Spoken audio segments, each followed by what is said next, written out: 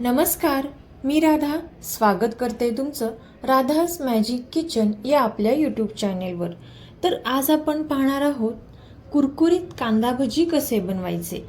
याआधी तुम्हाला ही एक सिक्रेट पद्धत कोणीच सांगितली नसेल। अगदी पाहता क्षणी खावीशी वाटणारी ही कांदा भजी तर कशी बनवायची यासाठी रेसिपी अगदी शेवटपर्यंत नक्की पहा।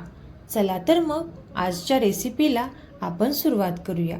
तर सर्वात अगोदर इथे आपल्याला एका मिक्सरच्या भांड्यामध्ये 2 ते 3 बारीक चिरून घेतलेली हिरवी मिरची, थोडीशी स्वच्छ धुवून घेतलेली कोथिंबीर आणि एक अर्धा चमचे जिरे घालून हे मिक्सरला बारीक करून घ्यायचं आहे। आता हे मिक्सरला बारीक केल्यानंतर पाहू शकता या पद्धतीचं मिश्रण इथे तयार झालेलं आहे। आता आपण हे थोडंसं साईडला ठेवून देऊयात। यानंतर इथे मी एका चॉपरमध्ये 2 मोठे कांदे अशा मोठ्या आकारामध्ये चिरून घेतलेले आहेत। आता आपल्याला हे चॉपरमध्ये बारीक करून घ्यायचे आहेत। अगदी खूप बारीक इथे आपल्याला हा कांदा करून घ्यायचा नाही किंवा अगदी खूप मोठाही ठेवायचा नाही। मीडियममध्ये इथे आपल्याला हा कांदा बारीक करून घ्यायचा आहे। आता एक 2 ते 3 मिनिटांनंतर पाहू शकता इथे आपला हा कांदा या पद्धतीने बारीक झालेला आहे। अगदी खूप बारीकही नाही किंवा अगदी खूप मोठाही नाही। आता इथे मी कांदा भजी करण्यासाठी 2 मोठे कांदे वापरलेले आहेत। आता हे बारीक केलेला कांदा आपण एका साईडला ठेवून देणार आहोत। आता यानंतर इथे आपल्याला एका बाउलमध्ये 1.5 कप बेसन पीठ घ्यायचं आहे। हे बेसन पीठ मी गिरणीतून दळून आणलेलं आहे। तुम्ही विकतचं पीठ देखील वापरू शकता। आता या 1.5 कप बेसन पिठामध्ये आपल्याला पाणी घालून घ्यायचं आहे।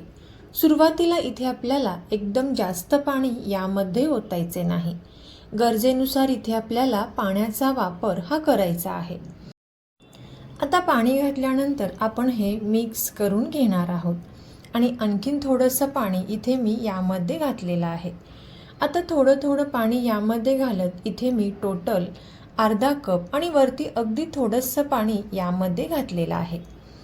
आता सर्वात शेवटी हे थोडंसं पाणी घातल्यानंतर इथे आपल्याला हे चांगलं पुन्हा एकदा मिक्स करून घ्यायचं आहे।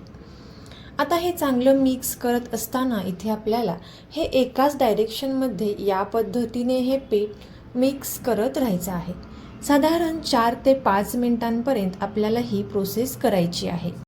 आता इथे मी हे पीठ एकसारखं या पद्धतीनं मिक्स करून घेते।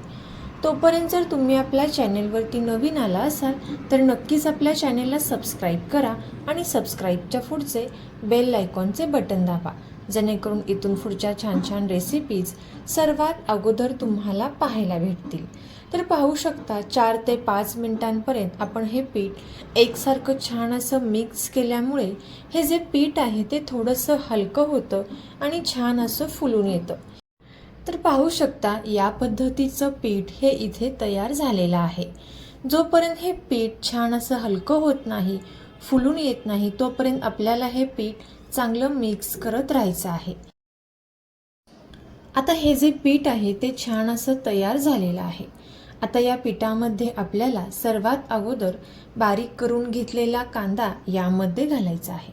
आता संपूर्ण कांदा इथे आपण यामध्ये घालून घेतलेला आहे आणि मिक्सरला कोथिंबीर, मिरची आणि जिरे आपण बारीक करून घेतलेलं आहे ते यामध्ये घालायचं आहे। चवीनुसार मीठ आपण यामध्ये घालून घेणार आहोत। एक अर्धा चमचा हळद आणि अगदी थोडीशी लाल मिरची पावडर आपण यामध्ये घातलेली आहे। 1 चमचा ओवा आपल्याला हाताने या पद्धतीने चोळून यावरती घालून घ्यायचा आहे। आता ओवा घातल्यानंतर अगदी चिमूटभर असा बेकिंग सोडा इथे आपण यामध्ये घातलेला आहे। आता सोडा घातल्यानंतर सर्वात शेवटी बारीक चिरून घेतलेली थोडीशी कोथिंबीर इथे आपण यावरती घालणार आहोत। आता कोथिंबीर घातल्यानंतर हे आपण मिश्रण चांगलं मिक्स करून घ्यायचं आहे। आता हे मिश्रण छान फुललेलं असल्यामुळे इथे आपल्याला मिक्स करायला जास्त वेळ लागत नाही। फक्त 1-2 मिनिटांसाठी इथे आपण हे मिश्रण चांगलं मिक्स करून घेणार आहोत। आता इथे आपल्याला पाणी घालण्याची गरज नाही। फक्त हे मिश्रण एकसारखं चांगलं मिक्स करून घ्यायचं आहे आणि लगेचच इथे आपण हे भजी तयार करायला घेणार आहोत। इथे मी एका साईडला गॅसवरती कढईमध्ये तेल छान गरम होण्यासाठी ठेवलेलं आहे। आता इथे आपल्याला तेल जास्त खूप कडकडीत गरम देखील करायचं नाही किंवा खूप जास्त थंड किंवा कोमट या स्वरूपातही ठेवायचं नाही। मीडियममध्ये इथे आपल्याला हे तेल चांगलं गरम करून घ्यायचं आहे आणि भजी तेलामध्ये सोडताना गॅसचा फ्लेम इथे आपल्याला फुल ठेवायचा आहे। आता पाहू शकता या पद्धतीने इथे आपण हे भजी हे तेलामध्ये सोडून घेणार आहोत। तुम्ही इथे तुम्हाला हव्या त्या आकाराचे मोठे किंवा लहान भजी तेलामध्ये सोडू शकता। इथे मी मीडियम साईजचे लहान लहान भजी हे तेलामध्ये सोडलेले आहेत। आता भजी छान असे तेलामध्ये फुलून वर आल्यानंतर एका चमच्याच्या सहाय्याने इथे आपल्याला या पद्धतीने हलवत राहायचं आहे, जेणेकरून ते सर्व बाजूंनी छान असे तळले जातील। आता गॅसचा फ्लेम इथे आपण मीडियम ठेवलेला आहे आणि या भज्यांचा हलकासा कलर चेंज होईपर्यंत इथे आपण हे तळून घेणार आहोत। रेसिपी तुम्ही इथपर्यंत पाहत आलाच आहात तर नक्कीच या रेसिपीला लाईक करा आणि चॅनेलला सबस्क्राईब करायला अजिबात विसरू नका। तर पाहू शकता इथे हा भज्यांचा कलर हलकासा चेंज झालेला आहे। आता आपण हे संपूर्ण भजी काढून घेणार आहोत। तर तुम्हाला पाहूनच कळत असेल भजी किती कुरकुरीत आणि चवीला छान झाले असतील। याला कलर देखील छान असा आलेला आहे आणि याच पद्धतीने इथे आपण बाकीचे सुद्धा हे सर्व भजी तयार करून घेतलेले आहेत। तर तुम्ही सुद्धा याच पद्धतीने हे कांदा भजी नक्की ट्राय करून पहा आणि कसे झाले ते कमेंट करून नक्की सांगा। तुम्हाला जर ही रेसिपी आवडली असेल तर नक्कीच ही रेसिपी आपले मित्र मैत्रिणी आणि नातेवाईकांसोबत शेअर करा। थँक्यू।